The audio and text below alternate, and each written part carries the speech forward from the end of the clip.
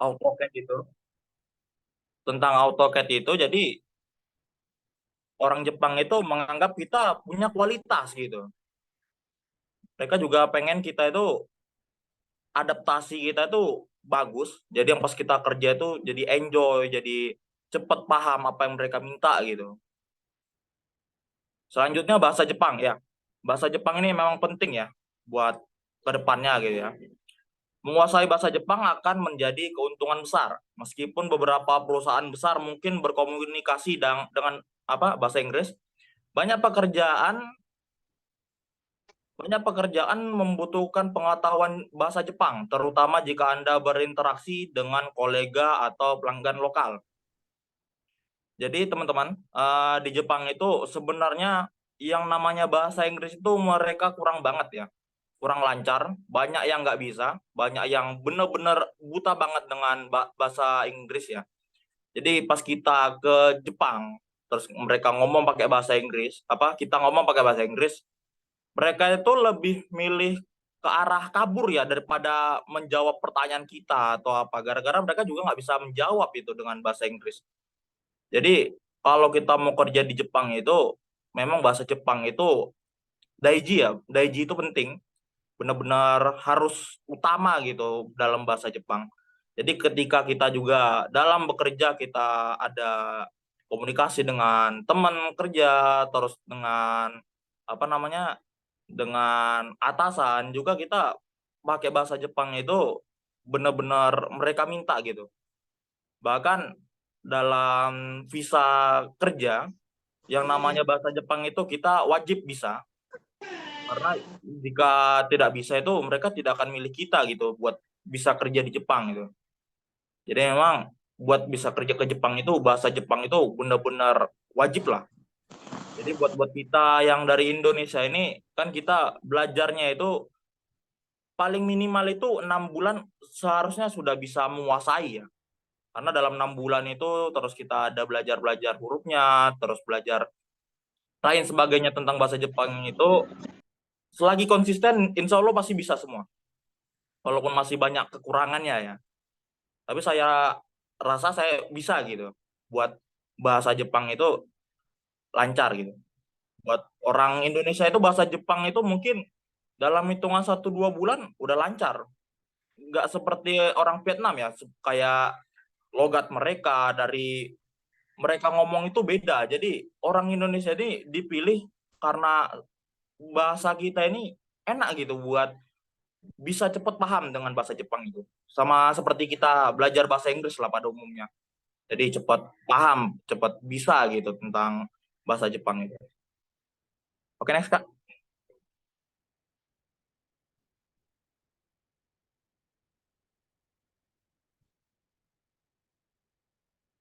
Lanjut Kak. Ke bawah. Bukan ke itunya tadi, ke lanjutannya Kak.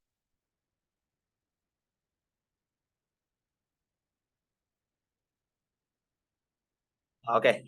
Yang ketiga, visa kerja. Jadi kalau kita mau ke Jepang itu kita perlu memiliki visa kerja untuk bisa bekerja di Jepang ya. Proses untuk mendapatkan visa kerja ini dapat berbeda tergantung pada tipe visa yang Anda ajukan, yang teman-teman ajukan ya. Visa kerja yang sering dicari atau digunakan dari Indonesia untuk bisa bekerja di Jepang itu ada dua. Ada namanya visa Gino Jitsu, visa magang, atau visa Tokute Gino, visa kerja. Jadi pada dasarnya itu baik program Tokute Gino, visa kerja dan visa Gino Jisoo, visa magang, sama-sama bekerja di Jepang. Tetapi ada beberapa perbedaan, yaitu visa Tokute Gino adalah visa kerja, sedangkan Gino Jisoo menggunakan visa magang. Jadi orang magang ini, pemagang-pemagang yang dari Indonesia ini sering dikenal dengan nama Kensuse. Jadi banyak yang orang Indonesia yang bekerja di Jepang itu kebanyakan Kensuse ya. Jadi banyak panggilannya dari ini, dari Gino Jisoo tadi. Jadi nomor dua itu Tokute Gino dapat bekerja selama 5 tahun. Sementara Gino Jisoo maksimalnya 3 tahun.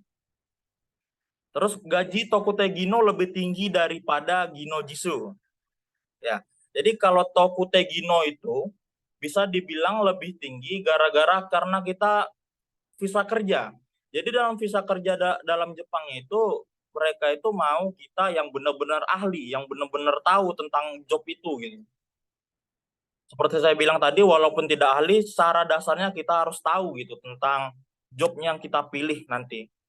Makanya gaji dari Tokute Gino ini lebih tinggi daripada yang Gino Jisoo.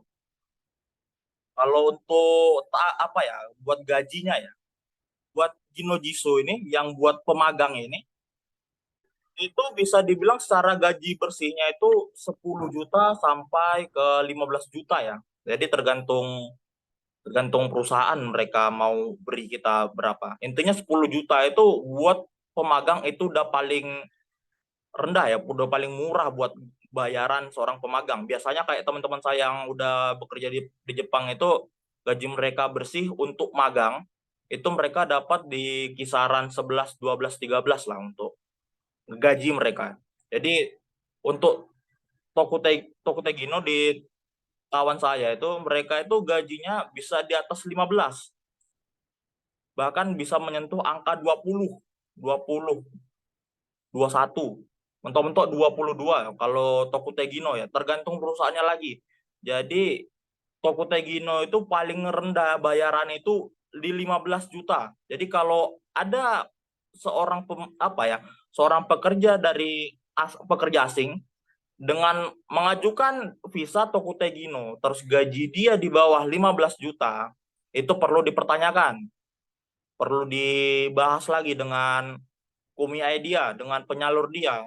Karena secara kasarnya itu udah tidak mungkin buat visa Tokute Gino itu di bawah 15 juta itu tidak mungkin. Jadi di atasnya itu udah seharusnya gitu. Paling-paling rendah itu 16 juta itu udah harus dapat ya buat visa Tokute Gino gitu.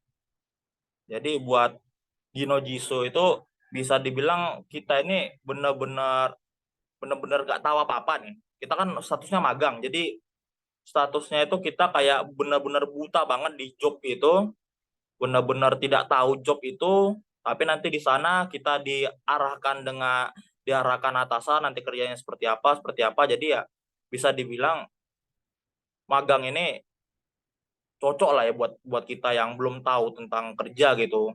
Kayak baru-baru lulus sekolah, baru-baru mengenal dunia kerja itu benar-benar bagus kok.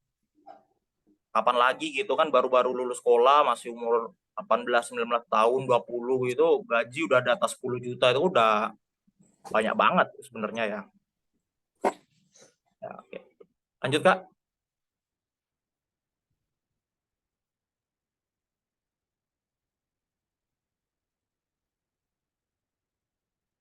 Lanjut Kak.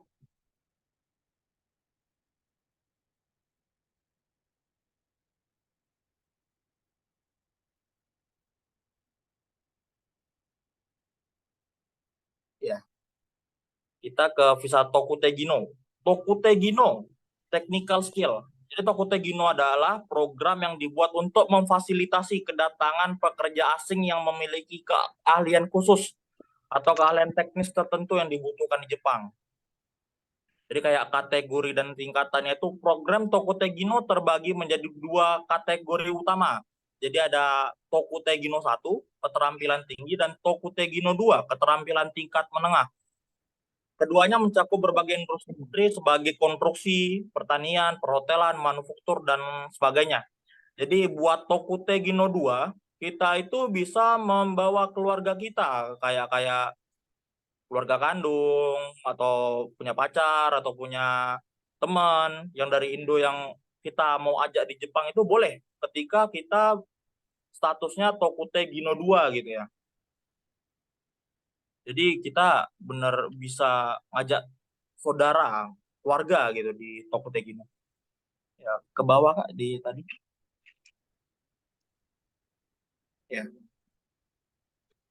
Untuk nomor 2, pendidikan dan sertifikasi. Pekerja yang mengikuti program Tokute Gino biasanya memerlukan pendidikan dan sertifikasi khusus sesuai dengan keahlian atau pekerjaan yang mereka lakukan di Jepang. Jadi kita kalau ingin mengajukan visa Tokutei Gino, kita itu harus ada ujiannya dulu. Pertama itu ada ujian namanya JLPT. JLPT itu bisa dibilang kayak TOEFL atau IELTS-nya gitulah buat bisa ke Jepang. Jadi tanpa JLPT itu kita nggak bisa buat apa namanya, buat bisa kerja di Jepang menggunakan visa Tokutei Gino. Jadi mereka benar-benar melihat juga tingkat bahasa kita itu udah sejauh apa gitu. Jadi di JLPT ini ada tingkatannya, ada namanya N1 sampai N5. N5 itu paling bawah, paling dasar ya. Yang baru-baru mengenal bahasa Jepang, baru-baru belajar itu biasanya harus bisa dapat N5. Jadi untuk Tokutei Gino itu kita wajib mendapatkan di N4. N4 itu udah dasar banget ya buat Tokutei Gino. Jadi itu wajib banget bisa mengajukan visa Tokutei Gino jika mempunyai N4. Jadi itu udah bisa termasuk ngomong, bisa paham lah dengan secara tingkatannya dari N5 ya. Dari cara belajarnya juga harusnya lebih bagus, lebih berkualitas yang di N4 daripada di N5. Jadi untuk di Tokutei Gino itu kita ada 2 dokumen. Ada yang pertama tadi yang di JLPT tadi, ada satu lagi namanya SSW. SSW itu adalah di sertifikat buat kita tentang jobnya itu. Contoh ada job di AutoCAD. Kita itu harus punya SSW konstruksi. Jadi kita secara secara kasarnya di konstruksi itu kita udah tahu gitu kan tentang konstruksi itu apa aja. Terus nanti ada ujiannya. Terus nanti kita kalau udah berhasil, kita dapat itu, kita bisa mengajukan visa Tokutei Gino dengan mengajukan JLPT N4 tadi dengan visa yang SSW tadi. Jadi 2 dokumen itu merupakan 2 dokumen wajib buat bisa kerja di Jepang dengan visa Tokutei Gino ya teman-teman. Jadi tanpa kedua itu kita nggak bisa mengajukan visa Tokutei Gino. Mungkin jadi kayak kita yang buru-buru pengen coba ke Jepang, pengen cepat pergi ke Jepang ya mungkin bisa mengajukan visa magang ya, visa Gino Jitsu tadi ya, biar bisa cepat berangkat gitu kan. Jadi tergantung teman-teman mau ngambil visa Tokutei Gino atau Gino Jitsu. Jadi terserah teman-teman ya mau milih yang mana. Ya, nomor 3, kebebasan mobilitas pekerja. Jadi di program Tokutei Gino memberikan lebih banyak kebebasan bagi pekerja asing untuk berpindah-pindah tempat kerja atau mengubah pekerjaan di dalam Jepang selama mereka memenuhi persyaratan tertentu. Jadi di visa Tokutei Gino ini, kita ini sudah diatur untuk 5 tahun bisa tinggal di Jepang. Jadi dalam setahun itu, contoh kita bekerja di PT ini, di PTA gitu, di PTA dengan job yang sama. Habis itu kita nggak cocok nih sama perusahaannya itu. Minimal kita perlu setahun dulu stay di situ baru bisa kita pindah PT dengan job yang sama di Jepang. Jadi nggak boleh pindah dengan job yang lain gitu ya. Tergantung SSW-nya teman-teman tadi yang pas di awal mengajukan itu. Jadi di Tokutei Gino itu kita dalam setahun bisa pindah-pindah PT. Jadi tergantung nyamannya teman-teman lah. Nyaman nggak di PT tersebut. Kalau misalnya nyaman udah stay di PT-nya itu aja, di PTA tadi.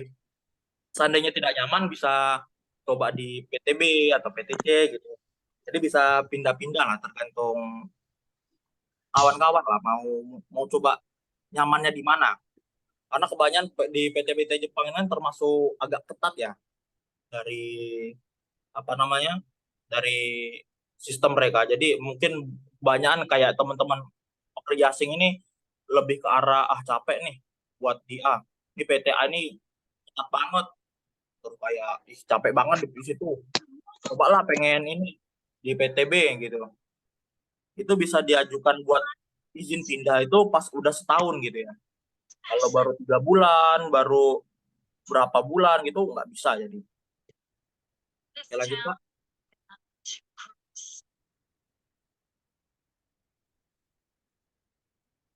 Lanjut Kak. Ya. Sekarang kita di visa Gino Jitsu.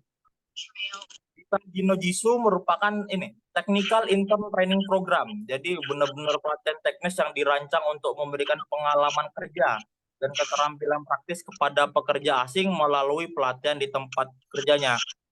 Jadi ya magang lah kayak zaman kita SMK dulu itu pas kelas 11 itu namanya PKL lah kayak gitu.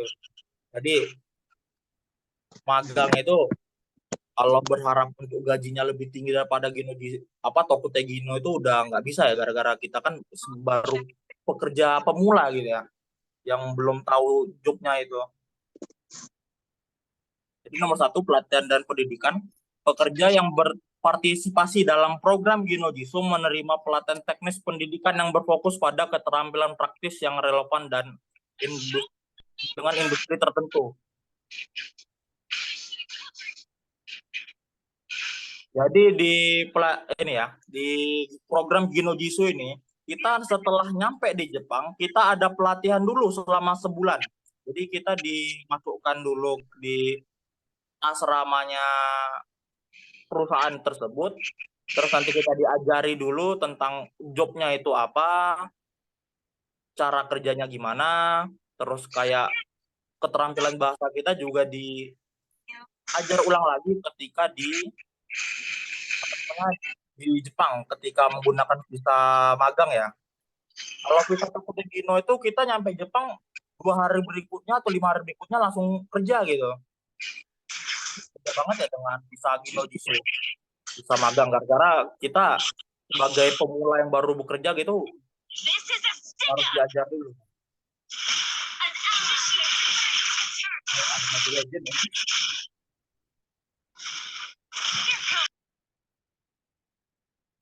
Ya maaf ya. Oke, ya. Nomor 2, sistem pembimbingan. Program ini melibatkan sistem pembimbingan di tempat kerja untuk memastikan pekerja asing mendapatkan panduan pendampingan selama pelatihan mereka. Jadi kita memang dibimbing dulu sama atasan PT tersebut ya buat tentang kerjaannya itu gimana. Jadi contoh kita ada job di bagian pertanian. Jadi yang awalnya nggak bisa bertani atau yang belum tahu tentang cara menanam pohon lah gimana caranya ya diajarin dulu di awal. Jadi di sebulan pertama itu kita diajari dari awalnya gitu. Jadi selama di asrama ini di bulan pertama ketika kita baru nyampe di Jepang sebagai pemagang, kita ini tetap diberi pesangon kok, diberi apa namanya? Diberi uang jajan lah istilahnya buat kita selama di asrama itu. Jadi teman-teman gak usah takut apa gimana gitu kesusahan selama sebulan pertama di Jepang buat bisa magang karena kita langsung diberikan biaya jajan gitu kayak apa mau beli sepatu lah, mau beli baju, mau beli perlengkapan buat kerjanya nanti. Jadi kita itu udah benar-benar udah disiapkan gitu buat bisa bekerja di sana gitu. Terus bisa di nomor 3 tidak boleh pindah pekerjaan. Ya, jadi ini beda dengan visa Tokute Gino. Jadi di Tokute Gino tadi kita selama setahun bisa pindah-pindah PT gitu. Tapi di Gino Jisoo, pekerja yang berpartisipasi dalam program Gino Jisoo tidak diizinkan untuk pindah tempat kerja atau pindah perusahaan dan mengubah pekerjaan tanpa persetujuan khusus. Program ini lebih bersifat pelatihan dan kurang fleksibel dibandingkan dengan Tokute Gino. Jadi bagi teman-teman yang yang misalnya magang di Jepang dengan visa Gino Jisoo, visa magang ini, seandainya teman-teman kurang nyaman atau kurang betah gitu. Jadi memang harus dibetah-betahin gitu, nggak bisa gimana ya, nggak bisa pergi, nggak bisa pindah PT. Jadi selama kontrak kita masih ada, kita harus stay di PT tersebut. Jadi buat visa magang itu langsung dicap langsung 3 tahun. Jadi visa magang dimanapun di Jepang itu pasti 3 tahun. Jadi nggak bisa yang setahun atau 2 tahun. Itu bisa ya tergantung perusahaannya di awal yang ngasih jobnya bagaimana. Jadi kita yang visa magang ini mau nggak mau harus stay di PT tersebut buat bisa bekerja di sana ya nggak bisa pindah-pindah PT gitu ya. Mau nggak mau berat berat atau enggaknya ya tetap dijalanin. Tapi kalau misalnya ada keluhan kayak misalnya gajinya nggak sesuai dengan kontrak, itu bisa dilapor ya, bisa dilapor dengan penyalurnya di awal tadi. Jadi teman-teman nggak usah takut gitu ya. Oke, lanjut Kak.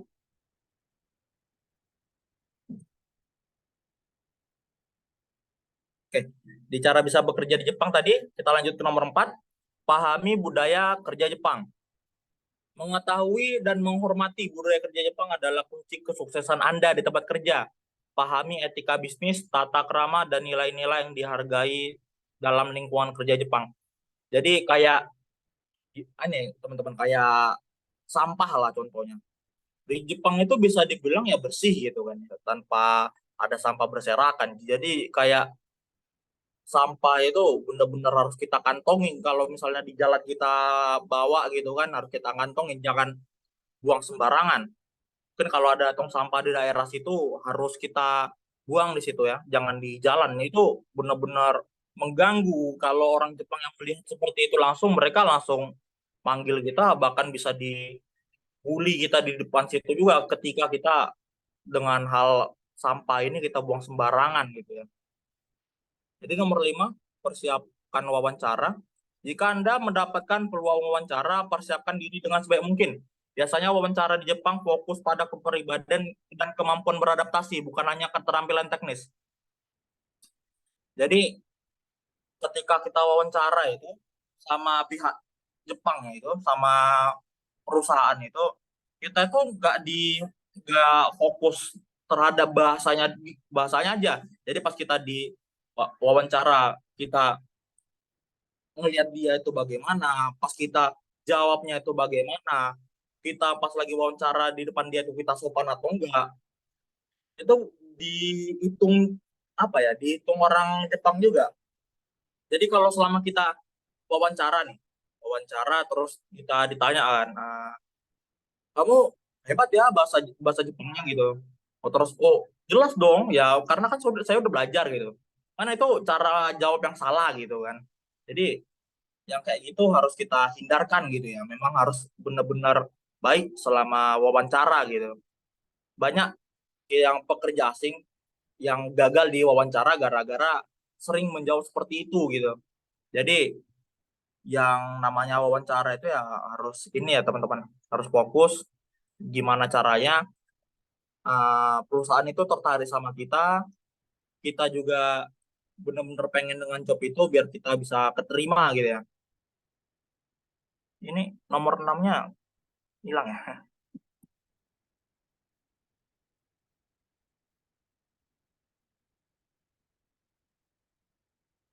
Langsung aja. Di nomor 6, kalau kita udah nyampe di Jepang, setelah kita dapat kerjaan ini, pastikan Anda memahami peraturan dan norma-norma yang ada gitu ya.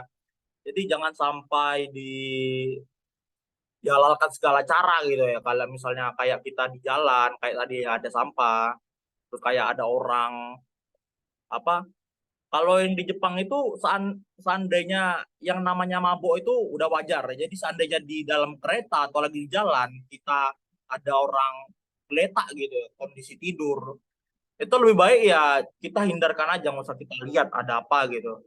Karena kalau seandainya kita mengganggu dia, bisa dibilang kita memberi dia minum nanti sama polisi itu. Jadi dikira itu kita kita teman dia. Jadi kenapa ada teman kamu yang ini yang tidur di sini gitu? Kenapa mabuknya di jalan gitu? Jadi apa bagaimana mungkinnya biar inilah biar kita hidup sesuai ini kita aja lah, jangan mengganggu orang lain di sana lah. Jadi kita fokus kita kerja di Jepang ya buat kita dapat duit, ya buat makan, buat nabung, ya kita jalanin aja lah. Jangan sampai yang apa yang ada di Jepang itu kita ganggu gitu. Yang udah ada pada aslinya kita ganggu itu benar-benar dilarang banget ya di Jepang itu. Mereka sangat-sangat anti dengan itu. Lanjut Kak. Oke, di pengenalan bahasa Jepang ya. Jadi di pengenalan bahasa Jepang ini kita dapat memulai dengan memahami beberapa elemen dasar termasuk aksara, kosakata, tata bahasa, dan budaya. Berikut adalah beberapa konsep dasar dalam bahasa Jepang. 1. Aksara Jepang. Jadi di bahasa Jepang itu, aksara Jepang ini kita ini ada dua. Ada namanya hiragana dan katakana. Hiragana digunakan untuk menulis kata-kata bahasa Jepang. Terdiri dari karakter yang lebih bulat dan melengkung. Katakana digunakan untuk menuliskan kata-kata serapan dan dari bahasa asing, nama merek, dan sebagainya. Karakter-karakternya lebih sederhana dan bersudut. Jadi kayak hiragana, jadi kita kayak pas lagi belajar, ada kita nulis watashi wa. Jadi kita menulisnya pakai hiragana, bukan pakai katakana. Jadi ada tulisan kita pakai katakana itu ketika kita melihat barang-barang asing yang bukan dari Jepang. Contoh kayak McDonald. McDonald itu kan bukan dari Jepang ya. Jadi sama mereka itu menggunakan katakana, mereka pakai itu bacanya jadi Makudu Naruto. Jadi beda banget dengan aslinya gitu ya. Jadi buat apa namanya? Buat kedepannya jika ke Jepang itu kita harus tahu hiragana katakana ini ya benar sebenarnya wajib banget ya buat kita bisa baca gitu. Terus nanti kita besok ya mungkin kita belajar di hiragana katakana dari awal gitu ya. Kita lihat perbedaannya gimana gitu. Oke, lanjut Kak. Ya, jadi begini hiragana katakana. Jadi di hiragana di paling pojok itu ada tulisan A, I, U, E, O-nya itu sama A, I, U, E, O-nya katakana itu berbeda. Jadi gimana apa ya? Jadi pakai katakana ini benar-benar yang asing gitu, yang bukan dari Jepang. Terus kita Jepang-Jepangin itu baru pakai katakana. Jadi kayak nama saya Muhammad Andika Nur. Jadi pakainya katakana di penulisannya gitu. Terus hiragana ini dipakai benar-benar yang buat bahasa Jepang asli gitu. Jadi kayak misalnya nanti kita lagi belajar ada nemu soal itu pasti pakai hiragana. Kecuali ada katakana di tengah-tengah di tengah-tengah kalimat itu seandainya kalimat itu bukan yang dari Jepang kayak ramen. Ramen itu bukan bahasa Jepang. Ramen itu ya memang bahasa Korea. Jadi seandainya ada tulisan ramen dalam bahasa Jepang itu menggunakan katakana gitu. Jadi nggak bisa jadi dalam kalimat itu ada tulisan ramen menggunakan tulisan ra-nya hiragana, me-nya hiragana, n-nya hiragana itu jadi nggak bisa. Jadi benar harus pakai katakana gitu. Jadi buat orang yang kita yang baru-baru belajar ini membedakan hiragana dan katakana ini agak sulit sebenarnya ya. Perlu waktu gitu. Pasti bisa cuma ya memang perlu waktu gitu. Buat saya sendiri aja buat belajar hiragana katakana ini bisa dibilang sebulan sendiri gitu ya buat memahami, memantapkan hiragana dan katakana biar bisa di luar kepala gitu ya. Jadi kita pas lagi belajar itu buat apa? Buat kedepannya memang hiragana katakana ini salah satu ini salah satu hal yang wajib dikuasai di luar kepala gitu. Jangan sampai kita lagi mau baca di buku ada tulisan tulisan watashi gitu, kita nggak tahu nih bacanya apa. Padahal ya watashi gitu, cuma simple gitu doang. Buat kita yang baru belajar memang perlu waktu, tapi pasti bisa kok buat mempelajari hiragana katakana ini. Oke, lanjut Kak.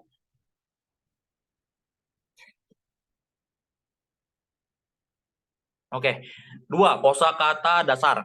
Mulailah dengan memahami kosakata dasar seperti angka, hari, bulan, warna, kata-kata sehari-hari, dan lainnya. Jadi kayak angka, ichi, ni, sang, si, go, roku, hachi, ju, kyu. Jadi itu kayak 1, 2, 3 sampai 10 itu wajib banget kita tahu gitu kan. Buat kita ngitung, buat kita ngasih tahu tanggal, hari. Jadi kayak hari itu nanti ada namanya Getsuyobi, Doyobi, Suyobi, Mokuyobi, Kingyobi, Kayobi, Suyobi. Jadi hari-hari itu juga penting. Jadi kosakata dasarnya benar-benar wajib di luar kepala sih buat kita baru-baru belajar bahasa Jepang. Jadi di N5 nanti kita kayak angka hari bulan warna ini udah harus tahu gitu ya. Harus tahu. Jadi jangan sampai nggak tahu gitu. gimana kita mau bisa ngomong atau bisa percakapan seandainya kita kosakatanya aja nggak tahu gitu kan, jadi nggak bisa buat berbicara gitu ya. Jadi nomor 3, frasa umum.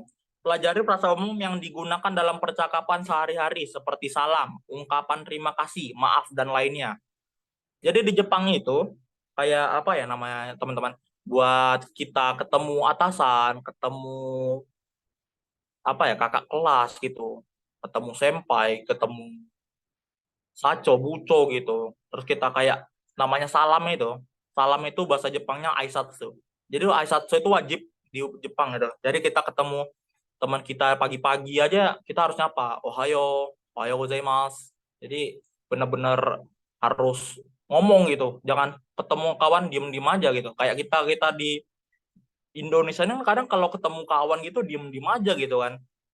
Kayak ketemu, woi bro gitu aja jarang banget gitu, kayak ketemu ya udah woi woi gitu aja gitu kan. Kalau misalnya di Jepang itu kayak salam itu wajib banget. Kalau misalnya pagi ohayo gozaimasu, kalau siang konnichiwa, kalau malam konbanwa, itu wajib banget kita tahu ya. Kayak ungkapan terima kasih ya, arigatou gozaimasu, konton arigatou gozaimasu, terus kayak maaf, gomenasai, sumimasen, itu benar-benar harus wajib di luar kepala kita ya buat frasa umum ini. Memang buat di sananya nih kata-kata ini wajib banget kita tahu. Jangan sampai kita pas udah nyampe di Jepang, kita ketemu atasan kita, kita nggak aisatsu, nggak beri salam, itu mereka bakalan marah banget gitu.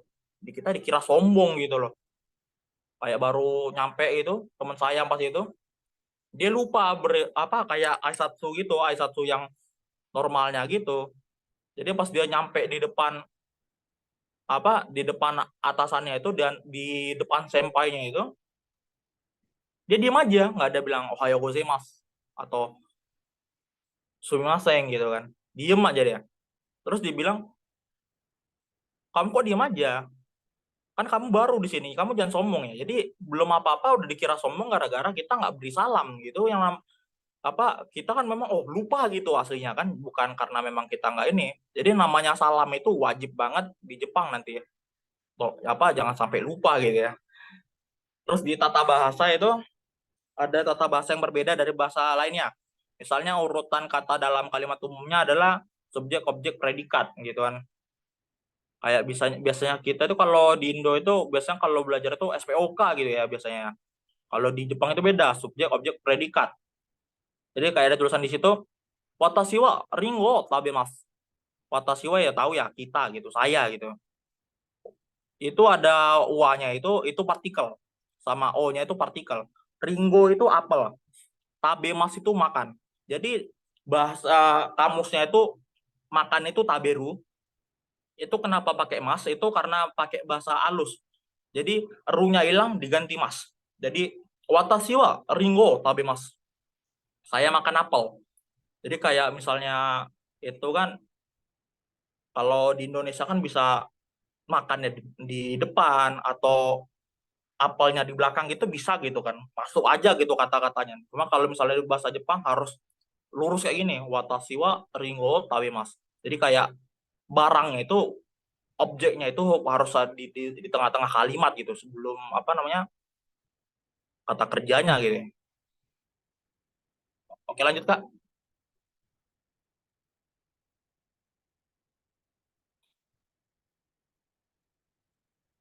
Ya, nomor 5, lafalan atau dalam bahasa Jepangnya itu hatsuon. Penting dalam memahami cara mengucapkan kata-kata dengan benar. Bahasa Jepang memiliki vokal yang jelas dan pengucapan yang relatif konstan. Jadi kalau dalam bahasa Jepang itu ya terus terus kata ada tulisan air gitu, air gitu. Kalau misalnya dalam bahasa Inggris kan air kan bacanya kan apa ya? Kayak kayak air gitu kan. Jadi beda gitu. Jadi kalau misalnya di Jepang itu ada tulisan air, ya air aja Pak ngomongnya. Ada tulisan suki, ya suki bacanya. Jangan kita sok bahasa Inggris jadi ski. Terus kayak misalnya apa namanya pengucapannya itu harus sesuai gitu ya. Contoh kayak di Indonesia kan karena kan kita beragam suku bangsa gitu ya. Kayak ada orang Jawa gitu ngomong mendok-mendok atau bahasa-bahasa Batak gitu kan apa namanya kayak gimana gitu kan cara ngomongnya kan beda-beda nih. Jadi pas lagi di Jepang itu gimana caranya kita mengucapannya ya jangan sampai kita ngomong watashi wa jangan pakai medok gitu kan. Watashi wa jadi kayak aneh gitu kan. Kalau misalnya teman-teman tahu kayak yang di TikTok itu ada di Instagram itu yang ada kata apa namanya skoshi dame itu kan medok gitu. Jadi sebenarnya bahasa apa orang Jepang itu agak bingung kok bahasa dia kayak gitu. Tapi dia ngerasa memang bahasa Jepang, tapi kok pengucapannya seperti itu gitu loh. Mereka juga bingung di situ ya. Kadang mereka kalau kita kayak ada medoknya atau pengucapannya agak beda dikit aja mereka akan bingung. Walaupun ya kosakatanya benar, cuma pengucapannya agak beda dikit orang Jepang itu juga pasti bingung. Jadi gimana caranya kita pas lagi belajar gini, pas lagi kita menghafal kosakata gitu, kita ucapin bahasa Jepang itu juga sesuai apa adanya. Jadi yang pas kita belajar pakai Google pun juga nggak apa-apa. Jadi contoh ada ucapan kata kerjanya makan tadi, taberu. Jadi pas kita lagi tulis di Google taberu, kan ada yang ngomongnya itu didengerin juga. Taberu itu gimana sih ngucapnya yang betul? Taberu, taberu. Jangan sampai taberu gitu kan aneh gitu jadinya kan. Kadang orang-orang yang apa yang medok-medok itu sering banget ucap-ucap aneh-aneh gitu kan. Pengucapannya mereka agak beda gitu. Jadi usahakan gimana caranya pelafalannya juga lancar gitu seperti kayak bahasa Jepang aslinya gitu. Jadi kayak misalnya kita nonton drama Jepang, nonton anime itu mereka ngomong usahain kayak kalau misalnya kita tertarik sama kata-katanya, kita itu ikutin juga kata-katanya. Contoh kayak misalnya ada tulisan sino gitu. Sino gitu. Kita ikutin sino. Terus nanti yang pas dia bilang itadakimasu. Jadi pas kita ngomong itadakimasu. Jadi sama-sama dia ngomong, kita ngomong. Jadi gimana caranya kita nangkep mereka ngomongnya gimana, kita ikutin juga cara mereka ngomong itu gimana gitu. Kayak apa tadi di awal kayak ohayo gozaimasu. Jadi itu sering banget aku ucap ya, teman-teman buat ohayo gozaimasu itu. Jadi gimana caranya itu orang Jepang ngomong ohayo gozaimasu itu gimana? Ya kita ikutin lah ohayo gozaimasu. Jadi sama gitu ya. Jadi di nomor 6, kebudayaan dan etika. Mengetahui konteks budaya dan etika juga penting. Jadi kebiasaan-kebiasaan tertentu dalam bahasa Jepang yang mencerminkan budaya mereka, seperti bahasa sopan dalam berkomunikasi. Jadi bahasa Jepang ini bisa dibilang kayak bahasa Jawa juga ya. Ada tingkatan sopannya juga. Jadi kayak misalnya kita itu kan kayak misalnya dalam nonton drama Jepang atau anime. Biasanya kalau kita ngomong aku, biasanya pakai ore atau boku. Jadi kalau watashi itu bisa dibilang halus gitu ya. Watashi, watakushi. Jadi kalau misalnya pakai ore atau boku, terus ngomong ke atasan itu bener-bener dilarang gitu ya. Jadi kita harus pakainya watashi atau watakushi. Buat itu ngomongnya yang sopan ya. Buat teman apa ke atasan atau ke senpai atau yang orang yang lebih tua daripada kita gitu. Karena walaupun akrab ya sama orang itu, tapi dia di atas kita umurnya, terus kita keucap kata ore atau boku, biasanya tuh mereka lebih ke arah ini ya, lebih ke arah nggak enak mendengarnya. Ini apa sih orang baru belajar juga kok ngucapin udah pakai ore-ore, boku-boku. Bahkan Kok kayak jangan lawang. kayak kita yang baru belajar itu teman Yang apa biasa nggak bisa. apa Siapa? Penggantian nenek sebenarnya kan beda. bisa diulang Mas?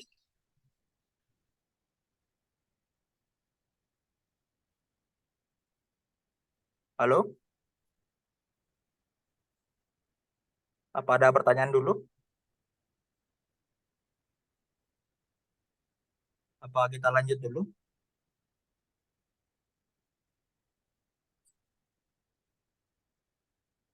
Oke, kita lanjut dulu lah ya. Oh, oke. Di kanji. Nah, nih kanji. Jadi dalam bahasa Jepang itu namanya kanji ini benar-benar repot banget kita ya buat kita mahamin gitu. Jadi kanji ini aksara logogram yang berasal dari karakter Cina. Mereka mewakili makna dan sering digunakan dalam menulis. Belajar beberapa kanji dasar akan membantu dalam membaca menulis bahasa Jepang. Jadi dalam bahasa Jepang itu ada bahasa yang sama. Jadi kayak bahasa Inggrisnya hidung. Hidung itu bahasa Jepangnya itu hana. Hana. Terus bahasa Jepangnya bunga juga hana. Oh sama. Terus bedainnya gimana? Jadi bedanya itu tergantung kanjinya dulu. Jadi ada kanjinya bunga hana yang seperti ini, ada kanjinya hana hidung tuh seperti ini. Jadi contoh-contoh kanji yang kayak kayak di layar ini lah ya teman-teman. Ada bunga sakura, love itu ski, fox itu kitsune, kitsune. Nah, ini kanji Japan. Ini bacanya nihong. Jadi di Jepang sendiri itu mereka nggak pernah manggil mereka itu we are apa? Watashi wa Japanese Jin gitu, nggak pernah. Jadi mereka ngomongnya Nihon Jin. Jadi kalau kalau kita apa di Jepang itu harus tahu yang namanya Nihong itu. Terus kayak yang di apa namanya? Kayak yang di chat-chat itu ada tulisan Nippon Pen. Nippon itu bahasa lainnya dari Nihong. Jadi ada dua, ada Nihong sama Nippon. Ada tulisan Nippon Pen, berarti chat Jepang gitu ngomongnya ya. Terus ada kanji bulan. Ini ngomongnya ski, depannya ada TSUKI gitu ya tulisannya ya. Ini fire ini bahasa Jepangnya ki di hiragananya ya. Oke lanjut Kak.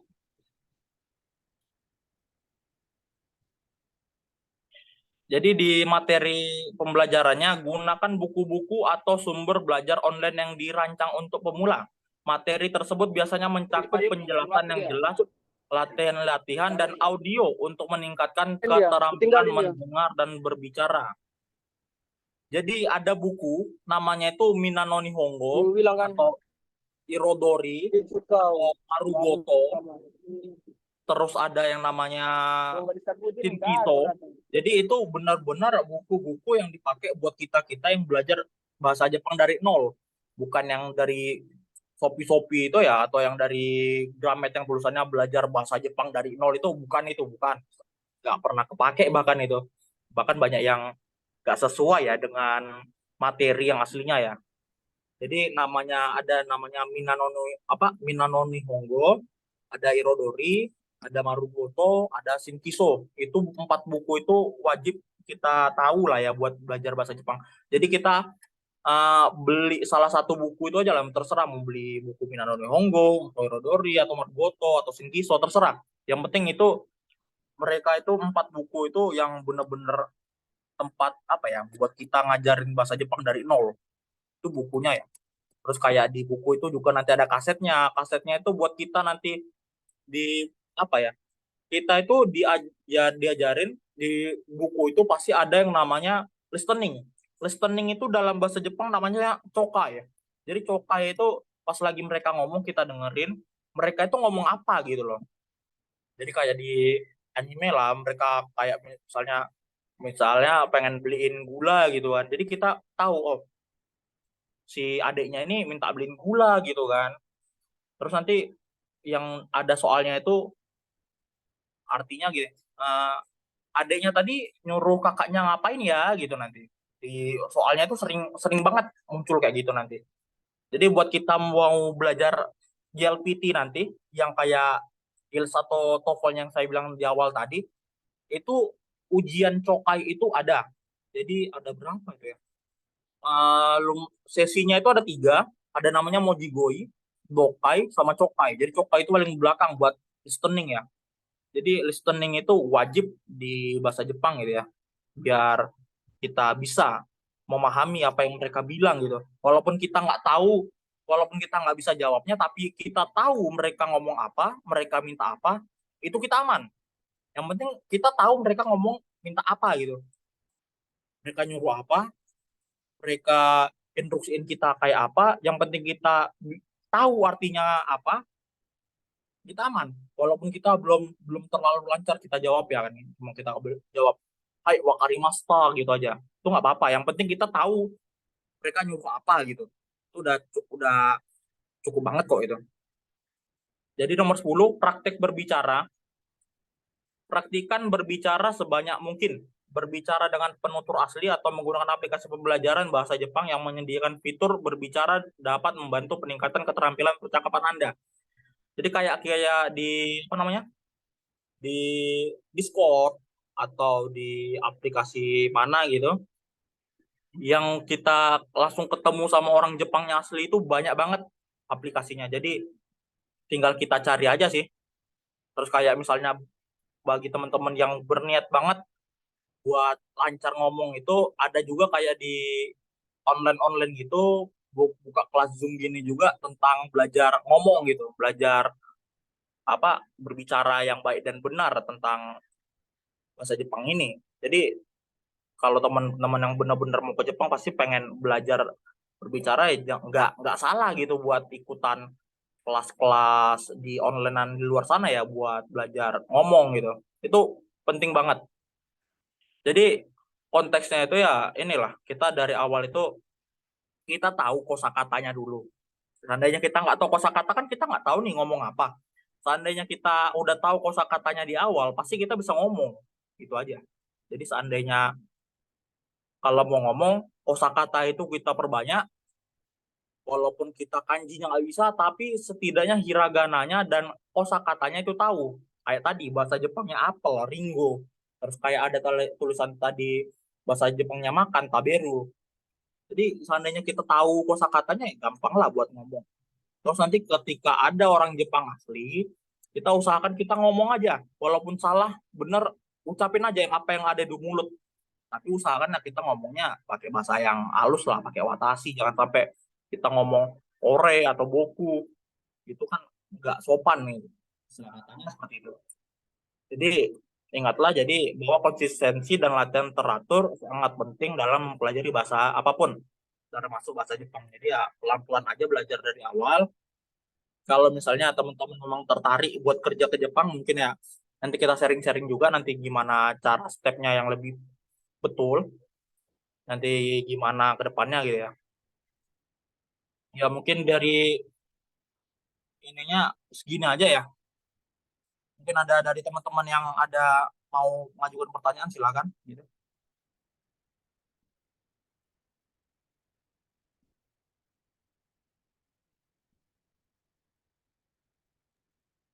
Baik, teman-teman, apakah ada pertanyaan? Mau angkat tangan dulu nggak apa-apa, mau langsung ngomong juga nggak apa-apa, mau di obrolan ini juga nggak apa-apa, silakan.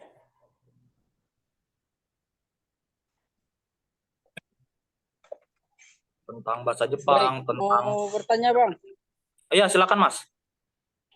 Ini kalau pembelajarannya 1 bulan itu di mana tuh Bang? Di Jakarta apa di Batam tuh Bang? Kalau dari IMTC sendiri, jadi IMTC ini bekerja sama ya dengan LPK Izumi. Jadi Izumi ini udah sering memberangkatkan orang asing juga. Jadi cabangnya itu ada di Batam. Mungkin ya di Izumi dengan IMTC ini mungkin kelasnya di Januari mungkin ya Mas ya buat belajarnya ya, buat masuk kelasnya. Walaupun ya memang berbayar gitu kan. Memang karena kalau udah masuk di pembelajaran itu kita difokuskan itu buat bisa bekerja di Jepang, Mas. Jadi dari awal kita diajarin dari awal, jadi dari hiragana, katakana, diajarin ngomong juga, diajarin itu juga. Intinya selama kita belajar itu paling minimal kita itu belajar 6 bulan, Mas. Jadi memang mau stepnya mau ke Jepang ini lumayan lama ya. Jadi kayak ada orang yang ngomong, oh aku sekarang lagi ikutan belajar bahasa Jepang nih, aku mau ke Jepang nih, mau kerja di Jepang. Itu prosesnya itu bisa dibilang setahun 2 tahun lah buat kita bener-bener bisa berangkat gitu. Jadi jangan jangan untung masih muda ya.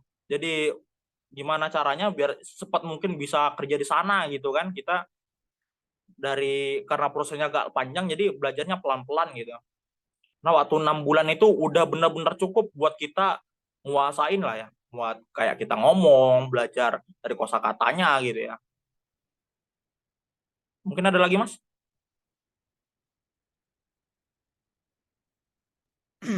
Bang, Pak, Baik, ini terima saya kasih mau ya Bang tanya juga. jawabannya. Ya, silakan yang lain. Mungkin ada?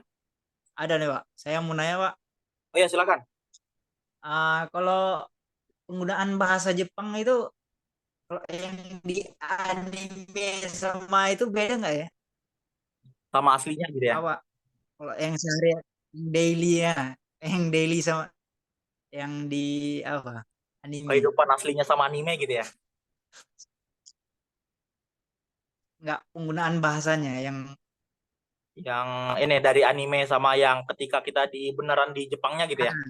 iya, iya. Sebenarnya sama aja ya. Cuma dari anime itu kebanyakan kayak tergantung genrenya ya. Kayak kalau kita nontonnya kayak genre kayak Naruto atau One Piece atau Dragon Ball gitu, memang mereka pakai bahasa yang bahasa santai, bahasa bisa dibilang ya bahasa kasar gitulah, kayak pakai ore, boku, terus kata-katanya kayak bunuh-bunuh gitu kan, atau apa kayak so gitu kan, itu buruk. Cuma kalau buat kita dari anime terus dari drama-drama itu buat belajar bahasa Jepang itu bener-bener membantu kok buat kosakatanya itu. Jadi di dalam anime itu sebenarnya nggak salah nonton anime buat nambah-nambah kosakata. Cuma bedanya kalau di anime itu mereka gunain bahasa kasual, bahasa biasa, bukan bahasa yang bener-bener pas kita gunain buat kerja nanti. Nah, kalau di bahasa Jepang ini pas kita mau kerja kita pakai bahasa halus gitu, bahasa sopan ketika kita ngomong sama atasan kita gitu kan. Jadi gitu, Mas. Oh iya. Mungkin Berarti ada lagi? ada perbedaan juga berarti ya. Iya, ada bedanya. Mungkin kayak kita, mungkin kayak kita ngomong sama ke kawan kita pakai aku gitu kan. Aku loh tadi gini, aku loh tadi makan di sini gitu. Terus kalau kita ketemu ketemu atasan kita, ketemu apa gitu, kita ngomong, oh tadi saya makan di sini loh Pak gitu. Kan beda gitu pakai bahasa halus sama ininya ya, bahasa kita sehari-hari gitu ya. Oh, Mungkin ada lagi? masih Pak.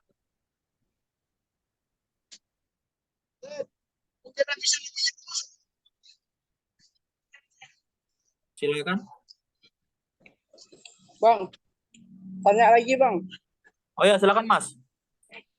Ini kalau tempat pembelajaran yang 1 bulan itu yang di Batam itu di mana ya bang? Kalau 1 bulan buat di Batam, kalau ini buat belajar belajar aja atau buat bekerja ya Mas ya? 1 bulan. Buat bekerjanya kan kata bang tadi, buat bekerjanya kan nanti kita ada mesnya atau latihannya selama 1 bulan gitu. Oh enggak, kalau kalau kita belajarnya itu buat pelatihannya itu 1 tahun Mas. Jadi kalau buat kita belajar itu paling minimal itu 6 bulan, 6 bulan gitu ya. Jadi kalau buat di Batam itu baru ada 2 ya. Kalau setahu saya ya, di Izumi dengan IMTC ini juga ada yang dengan di Pambil gitu. Tapi kalau yang di IMTC ini dengan Izumi ini mereka udah sering banget memberangkatkan orang-orang yang pengen bekerja gitu. Belajarnya mungkin di Januari mungkin. Itu yang diambil yang sebelah rumah makan sederhana tuh ya bang? Gimana? Gimana Mas? Kalau di Jakarta ada nggak bang? Maaf ya, Tempat itu. lagi azan. Bentar Mas ya. Bisa dikit sebentar.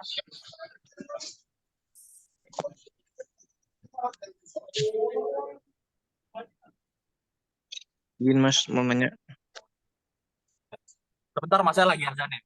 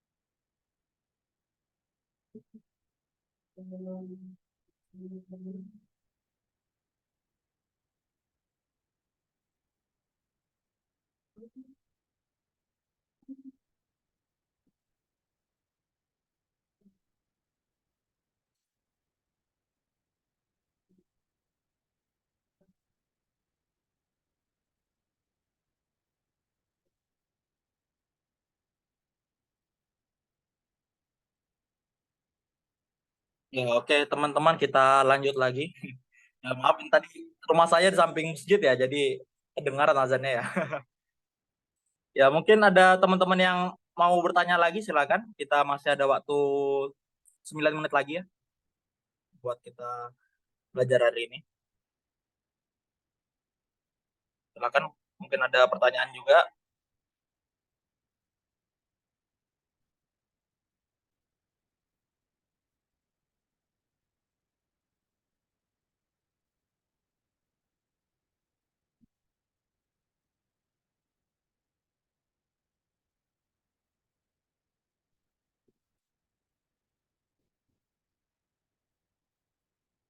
Apa masih ada pertanyaan?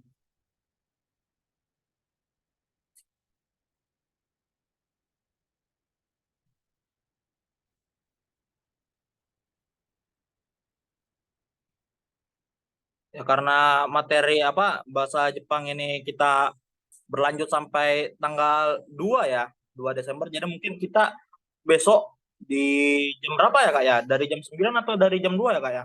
Buat besok. Jadi kita materinya masuk ke materi hiragana tadi ya, teman-teman ya. Iya, Pak. Kan kita belajarnya offline ya, buat kita langsung belajar langsung menulis gitu ya. Biar tahu step awalnya menulis yang betul itu bagaimana gitu kan. Biar kita makin paham tentang bahasa Jepang ini, terus biar makin cepat kita apa berinteraksi, cara kita mempelajari bahasa Jepang ini biar bisa kita berangkat ke Jepang gitu buat bekerja gitu ya. Ya, Pak. Mungkin ada pertanyaan lagi?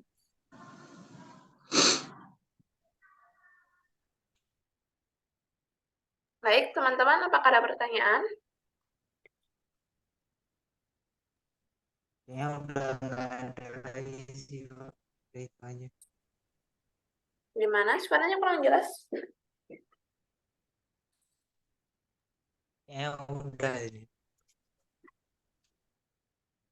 Patah-patah suaranya Mas. Di sini hujan terlalu apa? Karena jaringannya jadi lemot. Iya. Hujannya deras hari ini. Ya, sebelumnya teman-teman ada yang pernah belajar bahasa Jepang mungkin? Baru awal-awalnya atau yang udah pernah setahun 2 tahun gitu ya?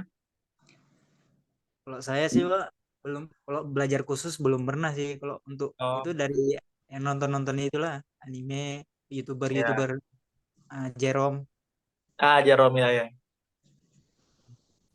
yang YouTuber yang dari Jawa itu yang Watashi itu. Oh iya, iya. Cuman itu Saya aja. jujur dari makin tertarik dengan Jepang itu ya dari Jerome juga ya, dari Jerome Pauline ya, Nyonggo Mantapu ya. Jadi dari Ya, mereka sendiri berinteraksi terus ke sana ke sini ke daerah-daerah Jepang buat explore Jepang itu gimana, terus adat mereka gimana, budaya mereka itu bener-bener bagus banget sih buat kita yang pengen kerja di Jepang gitu ya. ya, lumayan jadi tertarik karena Iya. Terus kayak kita-kita yang baru-baru apa belajar bahasa Jepang ini kan dikira orang-orang nggak yang ini ya, yang awam gitu ya. Buat apa sih buat belajar bahasa Jepang itu? Mungkin ada yang ngerasa itu nggak penting juga gitu kan. Sebenarnya buat buat masa ke depan itu, apalagi kayak di Batam ini PT-PT Jepang kan banyak tuh. Jadi kita perkenalan aja, perkenalan pakai bahasa Jepang itu orang-orang itu pasti tertarik gitu. Bahkan teman saya kemarin karena udah pernah belajar bahasa Jepang, dia terus ngelamar di Rubicon ya. Rubicon kan PT Jepang juga tuh. oh, Dia langsung ditawari kontrak 3 tahun sebagai QC gitu. Lalu cuma mengandalkan dari bahasa perkenalannya gitu doang. Karena langsung mereka tahu itu orang Indonesia itu ada juga yang belajar cuma nggak dikira orang perusahaan di Batam ini cuma sekedar tahu aja. Tapi teman saya ini udah tahu bahasa Jepang dengan baik, jadi dia ngeluarin perkenalan itu, dia ngomong sama atasannya itu dengan bahasa Jepang yang baik dan benar, mereka tertarik. Jadi mereka itu langsung nggak mau ngasih teman saya ini yang jadi operator gitu. Gimana caranya mereka itu masih di posisi yang tinggi gitu di teman saya kemarin itu. Tahun ini dia udah berangkat ke Jepang sebagai magang ya, sebagai Ginugiso di daerah Kanagawa. Dia jadi berangkat tuh September tanggal 29, jadi baru berangkat sebagai pekerjaannya itu scaffolding. Ya lumayan berat dibilang scaffolding di Jepang gitu ya. Dapat kontrak 3 tahun, terus gajinya kemarin barusan gajian dia bilang ke saya gajinya 12,5 gitu bersihnya gitu ya. Jadi kita di Jepang itu kita kan dikasih yang di surat kontrak itu gajinya tuh dari gaji kotornya gitu kan. Terus dari gaji kotornya itu mungkin bisa sekitar 18 jutaan gitu ya. Cuma gara-gara di Jepang ini termasuk pengeluarannya agak banyak ya buat uh, tinggalnya di apartemen, terus air air listrik, ada wifi juga, terus ada pajak-pajaknya. Itu lumayan tinggi teman-teman. Jadi bener apa ya yang buat kita banyak orang yang baru mau berangkat itu mikir di pajaknya mungkin mahal apa tinggi nih pajaknya. Kalau tinggi pajaknya gimana kita mau bertahan gitu kan? Gimana duitnya nanti gitu kan? Banyak orang mikir segitu. Padahal sebenarnya di Jepang sama di Batam nih pengeluarannya sama lah. Jadi contoh kayak gaji 10 juta itu ya hitungannya kayak UMK-nya situ lah jadi. Jadi yang namanya kayak pengeluaran itu ya tergantung kita lah gimana mengelolanya gitu ya. Jadi kayak ada teman saya satu lagi itu dia dapat kerja di daerah Kyoto sebagai pengolahan makanan jobnya. Dia itu udah 4 tahun. Jadi tahun depan itu baru bisa baru pulang. Dia pindah PT itu udah 2 kali. Jadi itu gajinya itu di angka 17-18 itu sebenarnya kebanyakan buat dia sebenarnya katanya ya, kalau buat dari ini dia. Jadi tabungannya itu bisa dibilang kemarin berapa katanya? Udah nyampe di angka 200-an juta lah buat tabungan dia ya. Karena dia juga dari orangnya sendiri sering masak gitu kan. Jadi pengeluaran dia pun juga dikit gitu. Yang buat kita habis duitnya itu ya mungkin kayak dari kita jalan-jalan, kita mau explore Jepang itu gimana gitu ya. Mungkin yang itulah yang buat kita habis gitu duitnya. Jadi tergantung kita sendiri, tergantung individunya ya, tergantung teman-teman sendiri ya gimana aturnya lagi. Jadi jangan takut kayak nanti duitnya habis nih, pajaknya tinggi nih. Itu kan udah dihitung dari gaji kotornya itu. Jadi gaji bersihnya kita sebagai pemagang lah, 10 juta itu udah paling rendah lah. Udah paling rendah. Jadi teman-teman gak usah takut. Saya pun insya Allah tahun depan juga berangkat ke Jepang ya. Kemarin udah dapat infonya itu sebagai pemagang juga di daerah apa namanya Hokkaido. Cuma lagi nunggu visanya lagi mau ujiannya dulu. Seandainya mungkin dari ujiannya lolos di bulan Februari, saya ujian, insya Allah saya berangkat gitu. Nah, mungkin ada pertanyaan lagi teman-teman sebelum Berarti kita Mas, akhiri hari ini. kalau Jepang itu berarti ada kayak TOEFL juga berarti ya. Ya, kalau Apanya, untuk Mas? Inggris kan kalau kalau yang Jepang berarti ada yang kayak TOEFL untuk bikin visa. Iya, Kayak kalau bahasa Inggris kan ada misalnya mau keluar TOEFL negeri gitu gitu. kan. Nah, kalau di Jepang itu ada namanya TOEFL. JLPT. Namanya itu JLPT. Jadi kalau kita punya itu N4 buat bekerja itu udah beneran tinggi kok. Sebenarnya kalau kita punya N5 aja orang Jepang itu udah nganggap kita udah hebat gitu. Karena pas saya tahun lalu itu saya punya N5, saya ketemu ada salah satu atasan PT mana gitu ya. PT Shimano atau Epson gitu kalau salah ya. Saya baru ngomong saya baru dapat N5 nih Pak gitu. Oh, dia langsung bilang, "Oh, kamu hebat ya udah dapat N5 gitu."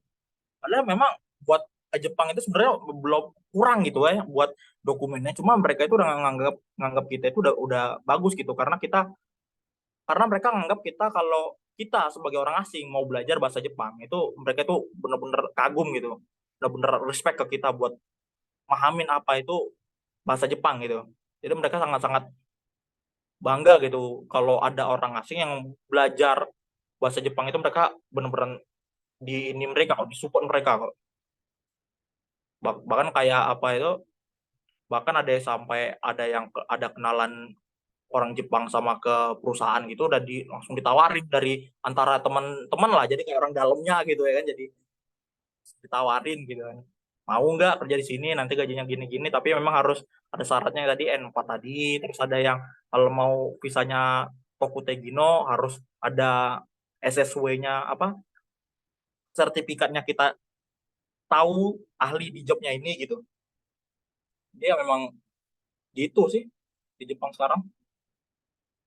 Jadi buat teman-teman yang baru mau belajar atau baru mau pengen bekerja di sana, jangan takut nggak ada job. Beneran banyak job, beneran banyak banget, banyak banget. Bahkan kayak kayak di LPK mana itu, LPK teman saya itu mereka minta sampai 500 pekerja gitu. Tapi memang mereka nggak bisa karena dari LPK mereka juga kekurangan orang gitu kan buat belajar bahasa Jepang. Jadi selain dari kualifikasinya mereka harus bisa bahasa Jepang ya mau nggak mau kita harus bisa belajar bahasa Jepang gitu walaupun pelan-pelan gitu ya. Ya mungkin ada yang lain teman-teman sebelum kita akhirin hari ini, kita lanjut di besok hari ya. Bang, tanya dulu Bang. Oh ya silakan Mas. Ini Bang, yang untuk mendapatkan sertifikat dalam keahlian itu kita mendapatnya di mana Bang? Oh ya, jadi kalau buat JLPT itu kita itu ujiannya di luar kota Mas. Jadi kayak kota-kota besar kayak paling dekat dari Batam tuh ya ke Medan lah. Kalau di daerah Sumatera itu ada di Medan, ada di Padang, ada Palembang. Kalau buat ujiannya ya. Jadi kalau di Batam sendiri buat ujiannya itu belum ada. Jadi kayak saya kemarin itu di bulan Desember saya ke Medan buat ujiannya itu. Buat mendapatkan si JLPT-nya ini gitu. Di Desember kemarin ya. Desember tahun lalu ya. Jadi memang agak agak apa ya, butuh duit juga buat kita mau ujiannya itu. Nah, memang kalau kita seandainya dapat ya kesempatan kita buat nyari kerja ke Jepang itu ya gampang gitu. Ke kota besar lah intinya, Jakarta, Bali, Bandung, Surabaya, Semarang. Itu berapa lama tuh Bang? Ujiannya cuma sehari kok. Jadi kita bisa dibilang misalnya ujiannya itu di tanggal 2 Desember. Mungkin kita baru nyampe di tanggal 1 pun nggak apa-apa. Mungkin kita udah mungkin sebelum ujian kita mau di sana di tanggal November, awal November mau kita belajar dulu nggak apa-apa juga. Karena ujiannya cuma sehari. Jadi sehari itu mungkin kalau dari saya kemarin ujiannya itu mulai dari jam 9 pagi, kelarnya itu jam 1 siang gitu. Ada lagi? Infonya Bang. Terima kasih banyak infonya Bang. Ya, sama-sama Mas. Ya, teman yang lainnya ada lagi?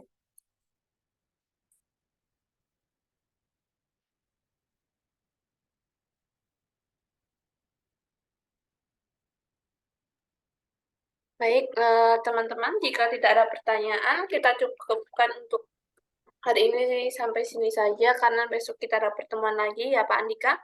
Iya. Kita besok Dari jam berapa ya Pak? jadwalnya- Ada apa Kak ya? besok jadwalnya pagi Pak, nanti saya info lagi ya untuk Iya. informasinya. Baik, Siap-siap. oke. Pak Andika, terima kasih atas ilmu dan beberapa tadi sharing-sharingnya. Untuk Pak. teman-teman yang hari ini sudah mengikuti, semoga apa yang diberikan Pak Andika ini menjadi motivasi, menjadi bekal buat teman-teman semua untuk training ke depannya. Jadi buat teman-teman semua yang hadir pada sore hari ini, diharapkan untuk pertemuan selanjutnya akan selalu ada seperti itu. Jadi ilmu yang didapatkan itu tidak nanggung. Jadi semua yang diberikan Pak Andika itu masuk ke teman-teman semua. Mungkin kalau tidak ada pertanyaan, saya cukupkan sekian dari saya. Mohon maaf apabila banyak kekeliruan atau kesalahan dalam membersamai teman-teman semua. Saya akhiri. Assalamualaikum warahmatullahi wabarakatuh. Waalaikumsalam warahmatullahi wabarakatuh. Terima kasih Pak Andika. Ya, sama-sama Kak. Ya, saya end ya Pak ya. Ya, silakan Kak.